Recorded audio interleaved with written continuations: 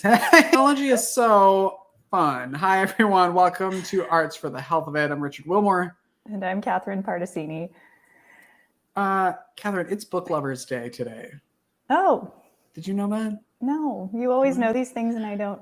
Well, there's a little website that I use and love all the time. I think it's called nationaltoday.com. They're not a sponsor, but you should always go on there, and they just have fun things that you can celebrate every day. And today is National Book Lovers Day, and it's National Health Center Week. Oh, okay. So I felt like that might be relevant to what's happening in here at Arts for the Health of It. So thank you to all of our health partners that bring us on board at Hearts Need Art. Yes. And also the ones that will, once they watch this podcast and realize how much fun we're having on it. Catherine, do you have a joy card today? I do have a joy card today, and it's relevant to what my day was when I looked at it, so that was pretty fun. Okay, good. It's the third week here in the series of joy cards. Here are the joy cards that you can go on Amazon or Joy Cards, and it's like a box set. If you haven't seen these before, you need to look them up. All of them are custom designed with artwork. Here you go. And then it comes with a guidebook for every day, and every day it gives you a little artistic thing to do to bring you joy. And then you go to the joy guidebook, and then it tells you more about what to do. But today is tune in to turn off, unplug from technology, as we're plugged into like 19 different things on this podcast. We have like 5 cameras. Yeah. After this, we're going to unplug. It's to improve relationships, be present, turn off technology for 15 minutes a day during meal times or before sleep. So how will you unplug today, Catherine? I think setting like after a certain time at night, like no more technology, because I'm definitely in the habit of like scrolling at night, and that's not going to help me fall asleep. It's not supposed to, or you're not supposed to pick up your phone right away in the morning either, is what I've read. Right. Yes. Do you think that's doable? Do you think you'll be able to do that? It is doable. It's just doing it. Doing it. My turn off technology today was when the internet wasn't working, and I was forced to. So it was mandatory. Yes, it was mandatory. Like mid Slack message, it just went out, and then we had to like call, and so I just sat there and I meditated, and I was like, all right, I'm going to take advantage of this. Nice. So that's what I did. So you've already done it today. I did it today. So stop yelling at me to turn off my technology. Tomorrow might be a different story. I don't know. Who knows? Tomorrow you should not turn off your technology and listen to the podcast. Yes, because it releases officially tomorrow. Yes, if you're watching this live. Catherine, we have a gala coming up at Hearts Need Art. We do. It's just basically a month away. A month away, September 15th, Night of 1,000 Hearts. Here we go. Oh my gosh, there's interactive music, painting, poetry, plus auctions, live and silent. We're doing group projects. There's free caricatures. There's patient artwork. There are performances. You can dress up however you want as long as it has hearts in it. You can wear pajama pants. You can wear a ball gown, whatever you want. Also, there's food, drink. And those 4 wonderful, beautiful people on that screen, Sansiri, Hannah, Jeff, and then that other guy will be there throughout the evening. Tickets are available. So if you're in the San Antonio area, make sure you go to heartsneedart.org and join us to see really what it's like to receive arts in healthcare. Yeah. And tickets are seats are filling up. So if you're waiting, I wouldn't wait much longer because it is filling up. Spoiler alert, if you're watching it this week, there might be a coupon code coming out on Friday that you could get a cheaper ticket. So just wait for that if you want to.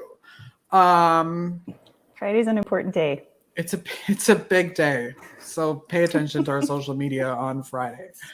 Yeah, it's going to be really fun and very, I don't know. There's an open bar. So just show up. Yeah. If there's no other reason to come, that would be it. We do have a really, really fun guest today, Brooke McKinney from Art with a Heart, who I met. You've known her. You've known of Art with a Heart for longer. Yes, that's where I was first exposed to arts and healthcare a long time ago. How did you find them? I had a professor in college who had a partnership with Art with a Heart. And so I was able to do an internship through University of North Florida. So it was because of a teacher that believed in arts and health that I got to have that experience. Yes.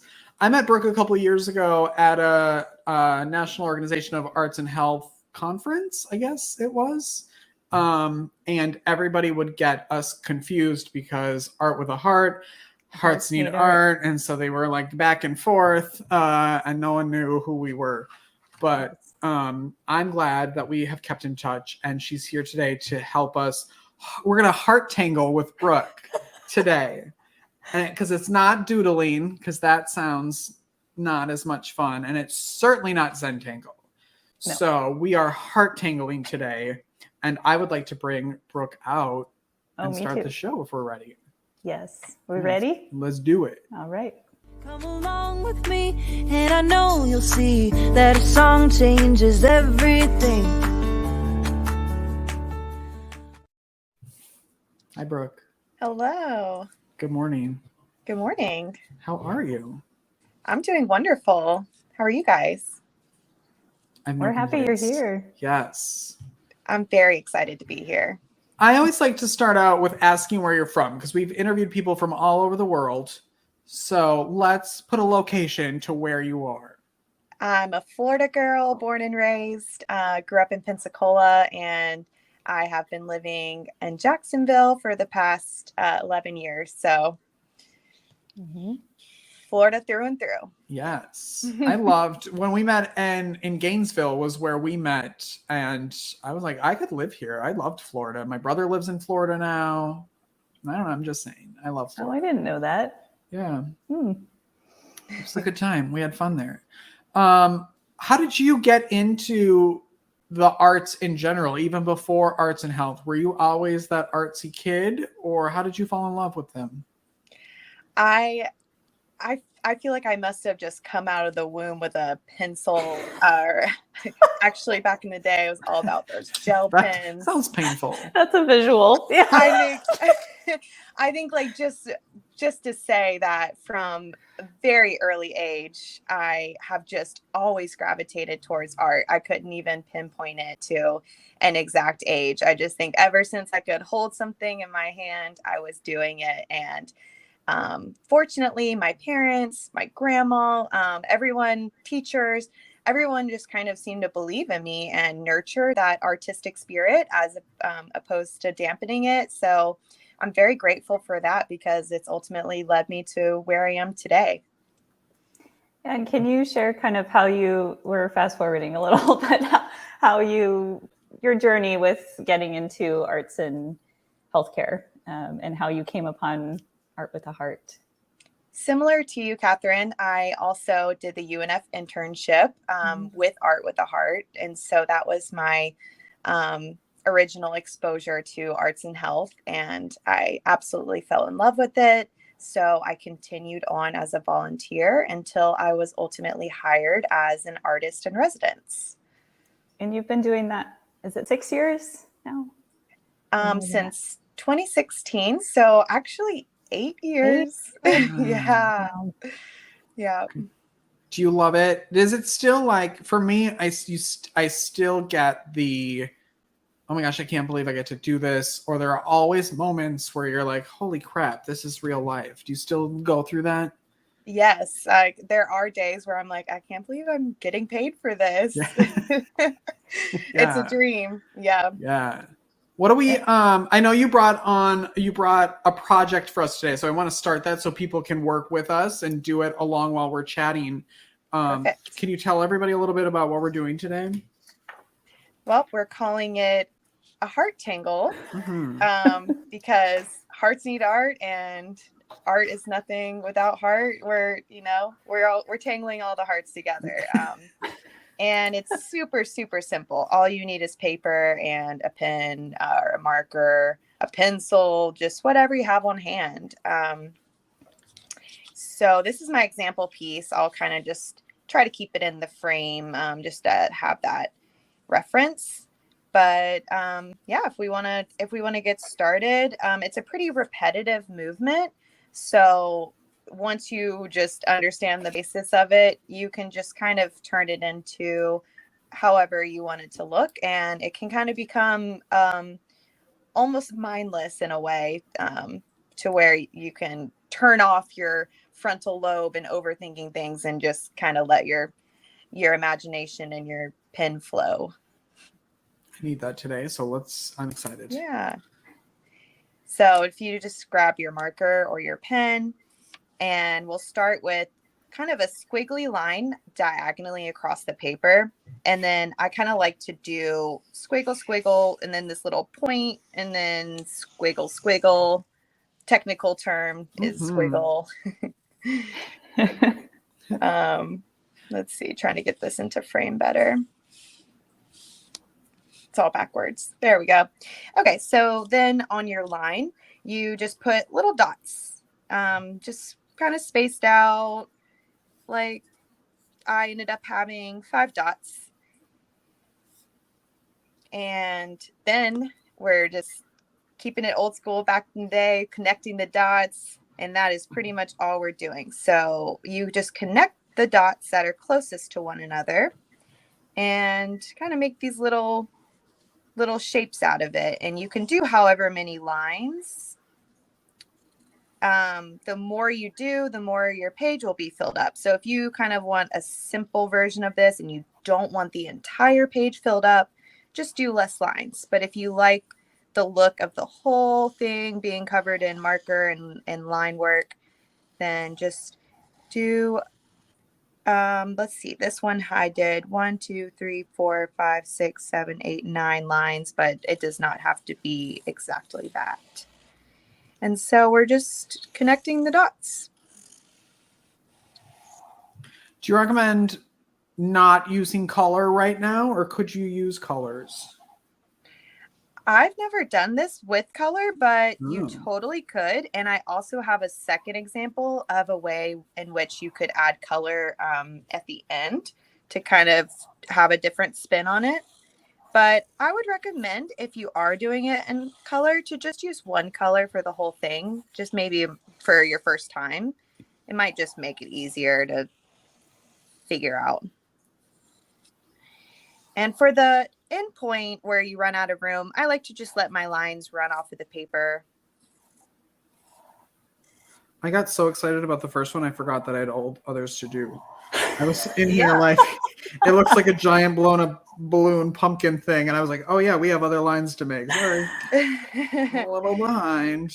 That's perfectly fine, because once you just know this initial part, you can kind of just do it at your own pace and just fill it in leisurely. It's not about like how fast you get it done. If anything, you want to take your time and enjoy the process. This is one of those projects that I imagine when you initially show it to someone, they think, oh my gosh, that is so complicated. And then you break it down and it's actually very simple, but it's the repetition that creates that really dense design to fill up the page. Yeah, that's what I love about it. It looks like something really cool, like, whoa, how do you do that? I could never do that. And then you're like, look, it's just dots and lines. Look, I'm doing it. Yeah. Yeah. So once you have your initial dots and lines across this, then we are just going to do the same thing, just from other dot points. And it can be pretty random, just more squiggly lines coming from the dots. And then we're going to be doing the same exact thing we did with the first one. So we just have more lines to fill in rather than the one across the paper. So we're just creating more lines coming from our dots. And then we'll go in with more dots, just like we did before. And then we'll just do the same thing, just that simple, calming repetition work. I know you said you feel like you've You've been drawing since you were born, basically. Yeah. Is this a process that you do personally when you're art making? Like, do you doodle daily, or is it this particular type of project that you like to do? Because I've seen some of your art. So, and we should show some of Brooke's artwork. Yes. Let's see. There we go. So if you're listening, Brooke has these pieces that it's a map, and overlaid on top is some imagery that she's created. I'd love to hear how you make that. Are those doodles? It looks like a print, like a block print. Would probably make my life a lot easier if it were a print. But it's actually just pens, my micron pens. So I don't always do this exact sort of heart tangle type project, but I do enjoy pens and drawing most of all. And I find that it's just the easiest way to get myself to do art is like, all you have to do is take out a pen. That's so simple. Yes. Rather than like, all right, let me get out the paints. Let me find my paintbrushes. Let me, there's not as much supplies, which means there's not as much cleanup. It always just sounds a lot more doable in my brain. For the map project, I do go through and paint blue on the water just to make sure that it's a more solid surface to work with, because I actually just get the maps from AAA for free. Oh, nice. Yeah. And then I like to do Florida because, try to appeal to people here as like a local artist, and then incorporating sea creatures and plants and marine organisms that would be found in Florida, so that it all ties in together. I think what's great about this also is, like you said, you don't have to spend really any money on doing this. Everybody, I assume, I guess, has a pen in their lives where you don't have to go spend a bunch of money to go create something that looks really cool. Right, exactly. If you are going to get, micron pens, they are a little bit higher of a price point, but other pens work just as well, especially if you're not trying to make something that's for sale. You're just trying to do it for the health of it, then a regular pen is fine.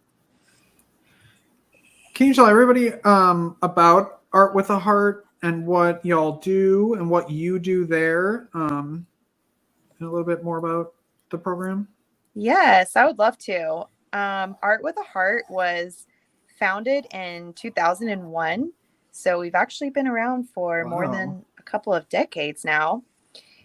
Started off very small, but has since grown, and we have a whole team of artists and residents. There's about 15 of us, I think. And we have interns from UNF still, like Catherine and I did. And when the hospital opens back up, we will have our volunteers back. And our team goes to the hospital 6 days a week. And we work directly with patients at the bedside or in groups, actually both on any given day. We're doing both. Thankfully, post-COVID, we are back to having 2 patients in the playroom at the same time, which is where we have our group sessions. But if they are unable to leave their room, we just bring everything right to them. We like to say that we turn their patient rooms into an interactive art studio, and we're trying to transform the space into a fun, creative, safe place rather than a hospital room. Really try to transcend the hospital walls through art. In addition to the hospital, we are also at a clinic. We are at multiple healthcare facilities in Jacksonville, actually. Primarily Wolfson Children's Hospital, working with children, but we also have team members who go to the Mayo Clinic and St. Vincent's. And we also offer behavioral health group art sessions with both children and adults as well. So we are all over the place trying to make ourselves as available as possible, because art is something that we believe should be accessible to all. It's not just people who need therapy. It's not art therapy. It's just art as a coping mechanism in the hospital and as a tool for healing and enhancing well-being. Yeah, and accessible, like for people who aren't quote unquote professional artists, right? Like, right. But like when you do a project like this with a patient, what is kind of what does their reaction tend to be when they see what they've created? I mean, working with kids, you can't match their level of enthusiasm. They are just so excited. It's a range of reactions, but most commonly they're just so excited just to dip a paintbrush into paint and put it on paper. They don't have to be creating something spectacular. It's just the act of doing it. Right. Some kids will just get caught up in just mixing the colors, and they are just so enthralled with that. They either don't have the opportunity to use paint, or maybe they use paint at school where there's a lot more rules about not mixing the colors, and you have to paint this, you have to paint that. And here it's just like, here you go. I'm here to help you. I'm here to, assist you in your creative process as much as you want, but also there is no agenda. There's no end product that you are trying to make. You're doing the session in accordance to your wants and needs, and just whatever makes you happy is the definition of what makes it successful. Right. For their own self-expression. Right. Yeah. And the freedom in that of not caring really about the outcome, or that it's for something or someone or for a grade or to be looked at. Like, you're just doing it just to do it. Yes. And I think if any adults can learn something from kids, it would be just letting go of that. Like, oh, I'm not good at this. It's not going to turn out well. This looks horrible. Like, adults tend to do that so much more than kids. And yes. And that's something I like to learn from them, is just this, like, hey, I'm just making something and it's fun and it's cool and I'm experimenting. And if it doesn't look that great, that's fine, because I'm having fun. Like, I just love that mentality that kids tend to have. What I try to tell patients is most of my stuff ends up hanging on the walls of a garbage can. But it's fine by me. Yeah. It's not about where it ends up. Exactly. It's just empowering patients to make choices. In the hospital, you don't get to have a lot of say in anything, pretty much. You don't have a say on who comes in your room, who does what to you and your body. Like, you have really a diminished sense of control. So when we are working with patients, they can tell us, no, I don't want you to come in my room and do art with me. And, that's totally fine.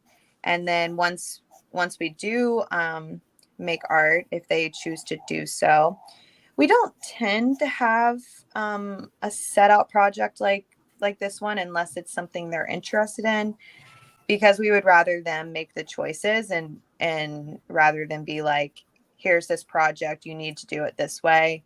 We like to give them as much freedom of choice as possible, give them back that sense of control. Right. What's the last creative thing you did for yourself?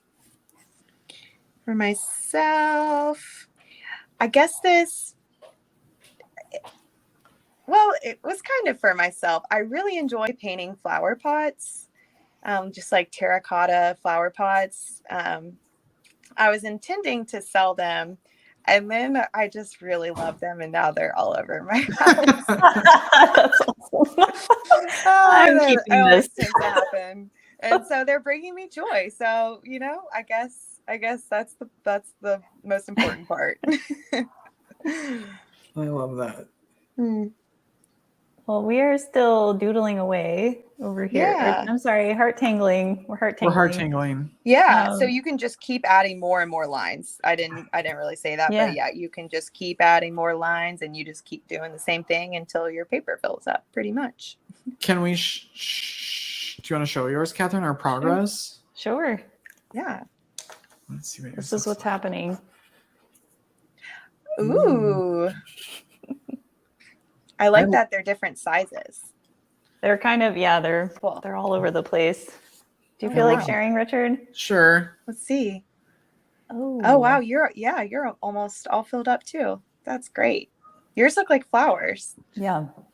I want to. I mean, like probably after this because no one wants to watch me do that. But I want to like add some color in here. I think that would be really cool to see if it can like pop with color. Oh, bye, Brooke. Yeah. So I ended up on this one. I left a little bit more blank space, and then I did add a little color. So that's something you could totally do as well. Wow. In any way That's you really want to cool. do, but just wanted to show an example and where you can add some color. I mean, it looks three-dimensional. Like it looks like you would have to wear those little glasses. in order to We need see some the of full those. effect. Yeah, Yeah. that's so cool. So we'd also like to hear about Art with a Heart has a partnership with Mocha Jacksonville. Should we take a quick break, Richard, and then we can chat Talk about that? Yeah, so then we can work on these more, and we'll see how far we get during the break. Okay, we'll be right back. Whether you consider yourself a musician or not, music is all around us, and it affects our everyday lives. Whether it's background music influencing our shopping habits in a store, organ music adding the vibe to a baseball game, or a playlist convincing us to keep going on that last mile of a run. I'm Mindy Peterson, host of the podcast Enhance Life with Music, where we take a holistic look at the power of music in our everyday lives through the lens of science and health, sports and entertainment, business, and education. You can find me and Enhance Life with Music at mpetersonmusic.com/podcast or wherever you get your audio. Unleash the power of music. Medical professionals are burning out at an alarming rate. Burnout can cause health workers to feel hopeless, trapped, helpless, worthless, depressed, sleepless, and tired. By joining the Hearts Need Art Gratitude Grams program, medical staff receive a personalized email and video from a musician, an artist, or writer once a week that includes a message of thanks, an encouraging song, uplifting poem, or a simple art activity. After watching their gratitude gram, participants report feeling more hopeful, empowered, energized, and appreciated. If you are or know a healthcare worker that would like to receive free gratitude grams, please visit heartsneedart.org. We're back with Brooke McKinney of Art with a Heart. While I was working on this during the break, it reminded me of like when you're mowing the lawn and you know how like you try to put like the lines in there so it looks really cool. That's what this reminds me of. Like and how satisfying that is when you're done and you look at it and you like Yes. that's It is one of those oddly satisfying things. Yes. So, if you could tell us about, I feel like that's one of the things that makes your program unique is that you have this partnership with the Museum of Contemporary Art Jacksonville. If you could share some about that. Yeah, sure. For the past going on 12 years now, we've had a partnership with MoCA, the local museum, and each year we have a patient art exhibition with different unique theme that patients make art to reflect. There's usually a question. This year it is what lifts you up. So each patient created hot air balloons containing all the things that lift them up, bring them joy, make them happy, elevates their mood. So all the artwork falls under this theme, but then they're all very unique and personalized to the patient. And they work one-on-one with an artist in residence from our team. And we are just there to support them, to guide them, and to help make their artwork into bring their visions into life. And then their art is shown at MoCA this year. It will be on display from September 11th until, I think it's going to be up until February this year. But we have an opening on September 11th from 2 to 4 p.m. at MoCA. So it is open to the public. If anyone out there wants to join, we might be live streaming it. I'm not 100% sure yet, but I know last year we did when we weren't able to be in person, and that was pretty cool because then more people can join from all over, not just people local to Jacksonville. So we can share all that information, I'm sure. And when you approach patients with the idea of creating a piece of artwork to be displayed in a museum, what do you feel like that's intimidating? Is it exciting? Are they? Yeah, I feel like I would laugh. Like if someone came to me like, okay, we're gonna create a piece that's gonna be hung in a museum, I'd be like, oh, okay, sure. I know, right? I'm like, my art hasn't even been in a museum. But no, most of the time they're really excited. We try to feel out the patient to begin with to see like what their level of enthusiasm with art is.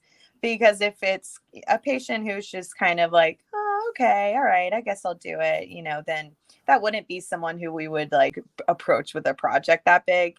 But if they're already into art, then we just tell them and make it sound really fun and cool.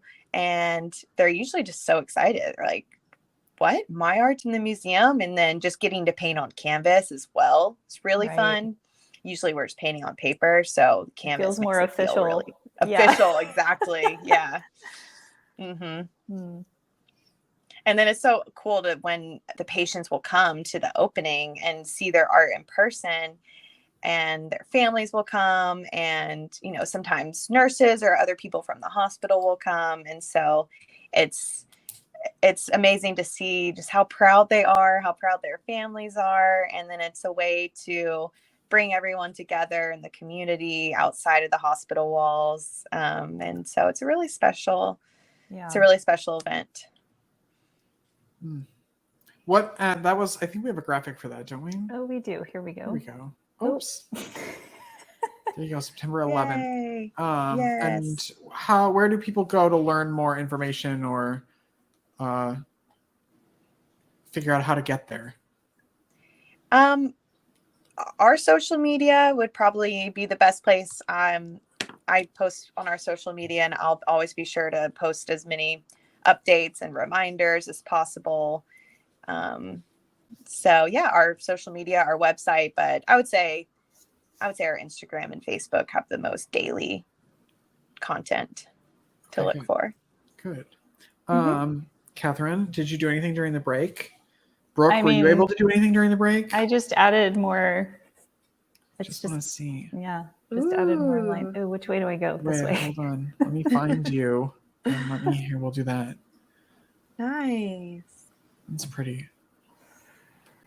So it is, I think, satisfying. That's the word. It's a satisfying process. And I'm noticing too that it could be kind of easy to start to go too fast, maybe. Like I have to remind myself to slow down. And just go one line at a time. Right. But then in the end, there's so much going on that you aren't going to be able to see your mistakes. That's what I also like about it. It's just like the mistakes, quote unquote mistakes, they just get lost into it. It's not evident. What is a tip, Brooke, besides heart tangling, which is obviously very easy and fun, do you have a tip for someone who isn't artistic and would like to start? Like, what's something that they could do right now besides all of the things we've given them today to do? I would probably start with whatever piques your interest. Like if you've ever been like curious about something or slightly interested, maybe just go with that. And I mean, there's plenty of YouTube videos out there. Art with a Heart has a lot of YouTube videos of art tutorials that we try to cater that kids can do, or maybe just less artistically experienced adults could do. And just start with the basics and start with what interests you. Don't do something you're just trying to make yourself do because you feel like you want to do something artistic. Like, do something that makes you happy. Yeah. And if heart tangling isn't it, try paint, and maybe you'll love painting. Right. And if painting isn't it, try something else. There's an endless amount of stuff you can do. Right. I'm going to I think, so this is my last, and I'm going to start putting. Let's put you up there. Oh, sorry. Awesome. Whoa. That turned wow. out great. And I'm going to start adding color because I don't know why, but I feel like it needs color. Oh, that's me. Very large. Let's get rid of that. There we go. Brooke, it has been a pleasure having you here. Yes. It has been a pleasure being here with you guys. I could do this all day. I know. I feel so relaxed now. Like, great. I want a bigger sheet of paper. And I just I was that person who, you know how like people will fill an entire notebook up with like little circles, like they just start in the corner. And I've always tried to do that. And then I get bored or my circles keep getting bigger because I'm like, oh my gosh, this is never going to end. But this was an easy way to kind of fill that need of like repetitive, just random stuff, but in a way that actually I can finish. So I feel like I did something. There's a direction to it. Yeah. Oh, I'm so glad you enjoyed it. Can't wait to see your finished product with the color. Well, we'll post it. And if you're doing this at home with us, make sure you post it and tag us and tag Brooke and show us what you're doing. Yeah. Cool.